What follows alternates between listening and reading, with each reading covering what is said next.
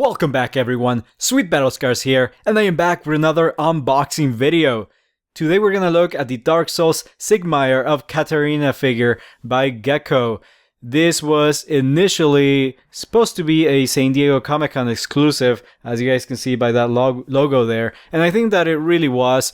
But I guess Gecco decided to make a limited number of these figures or statues available to the public not attending Comic-Con this year, 2017. So I think that was a very good move, and I was one of the lucky few who were able to get one of these. And I did not attend San Diego Comic-Con, so I was able to buy it online.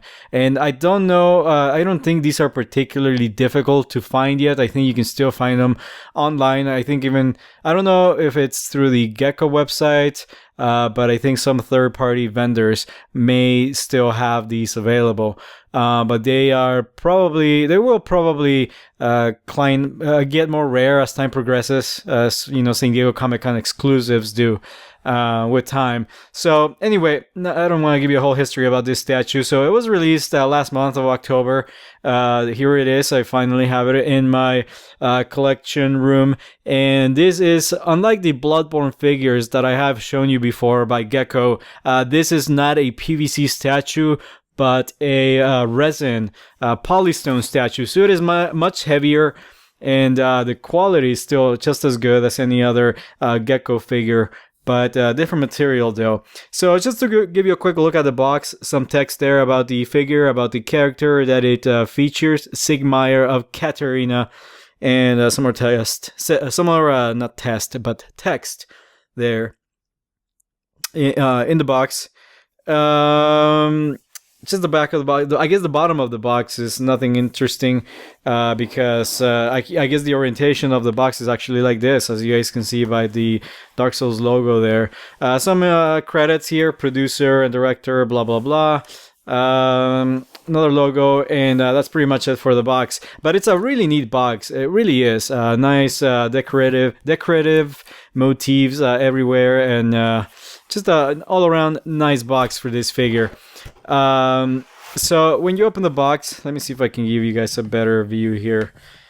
When you open the box, and I'm sorry for my sudden camera movements, again, big boxes like this are not ideal for my unboxing setup. So please bear with me. I'm gonna adjust my light just a bit here so it's better for you guys. Here we go. So it does come with a little card about the the character, and a little poster here for instructions on how to assemble the figure. I guess this is the card of authenticity, as most of these figures include one of those. And we're gonna take a look here. I've already cut the tape on the foam part of the packaging, so that I can just get the statue easily out of the box, because it's really a pain sometimes to get these out of the box. So I'm gonna be moving this around a bit, and there we go. So we're gonna take out this figure in sections. So we're gonna take out the base first, so we can actually set the figure on it without having to worry about scratching it of something breaking. You do not want to lay these figures flat on the ground, because they may have some delicate components and parts. So here is the base. You guys can see where the feet of the statue will go. Very nice textures. PVC is really nice. You can definitely get a lot of good detail and textures with it, but I guess it still doesn't get as good as polystone. And the Dark Souls series of Gecco statues, they're all made out of polystones for better detail, and you guys can see here that it's very noticeable on the base. Really nice base here. Nice textures on the ground, nice textures on the rock, and it's really heavy, as it's a polystone, as I've already explained. Let's see here, let's move this down a bit. Okay, and I guess why not? We're gonna set the statue on the base.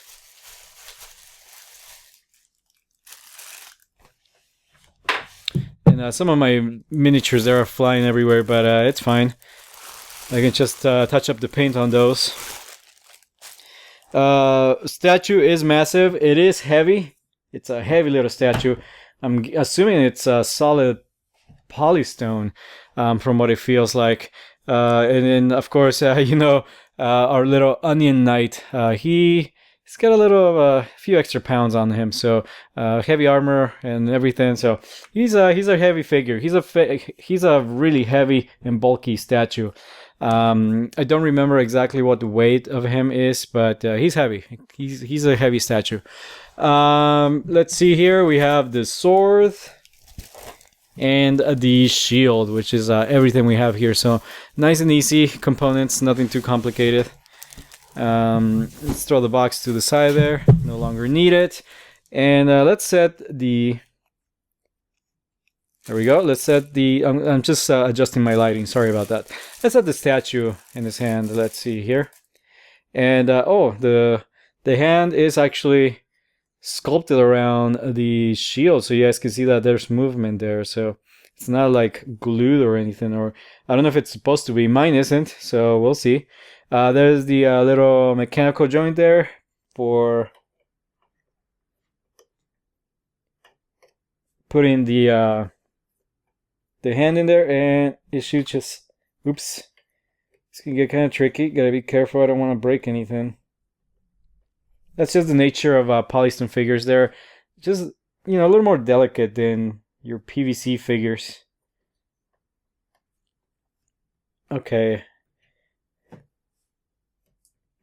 It looks like I am doing it right. So I guess you're supposed to apply a little pressure because his arm is, down.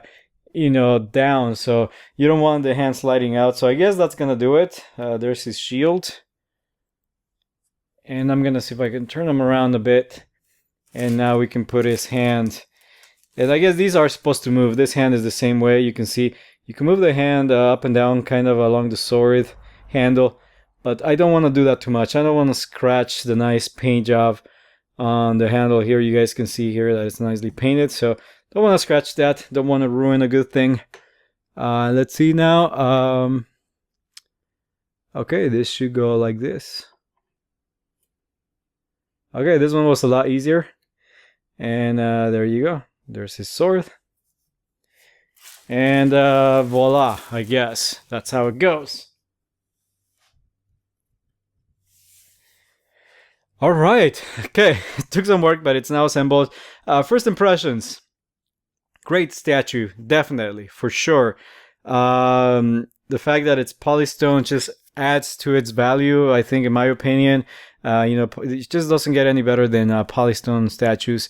First 4 Figures is also very well known for their polystone Zelda statues and a bunch of other franchises. So Gecko also produces some very nice polystone statues, as you guys can see here. I mean, just the level of detail that you can get on this type of material, on this resin, it's just unbelievable. You guys can see here all those little scratches on his armor, like in this area here. All the texture on the armor, it really does look metallic. And the paint on it is kind of this pearlescent finish. It's not quite glossy or dull as you might expect, but it's got this nice pearlescent finish on it.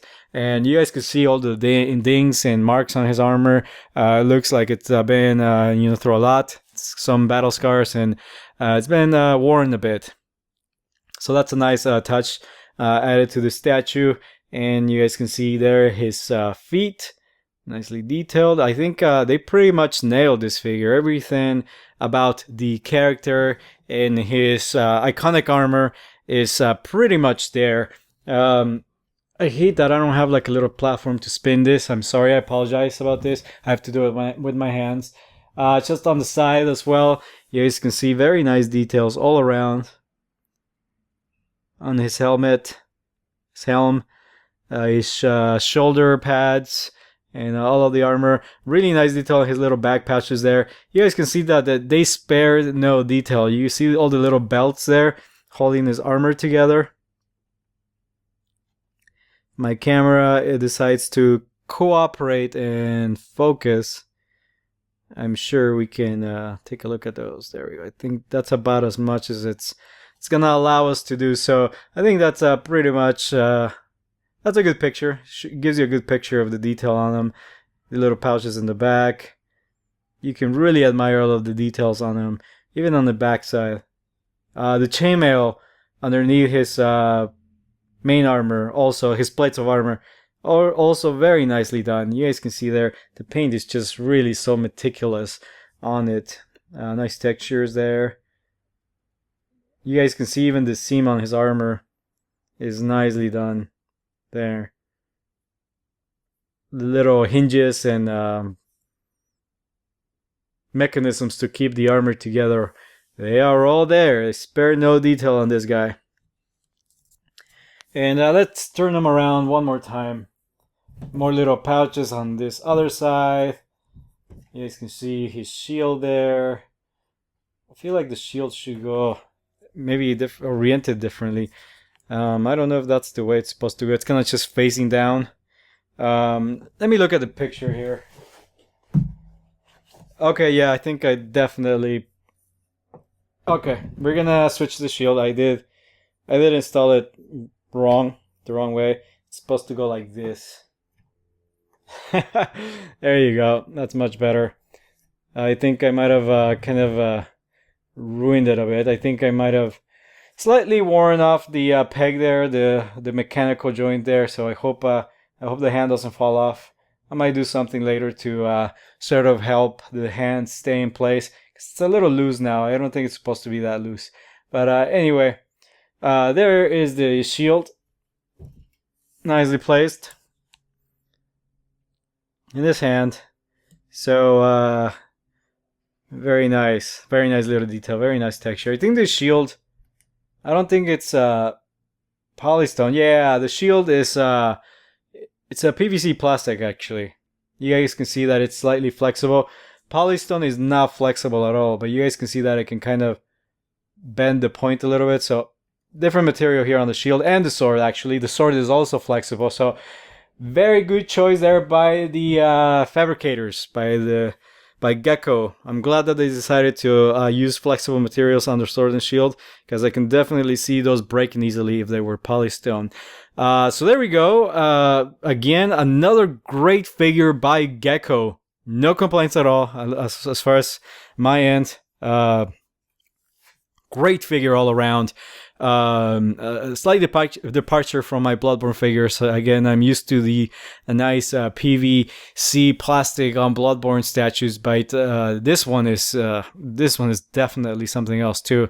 I'm glad to have a polystone figure by Gecco. This is my first polystone statue by Gecco, and again, it's just great all around. No complaints here.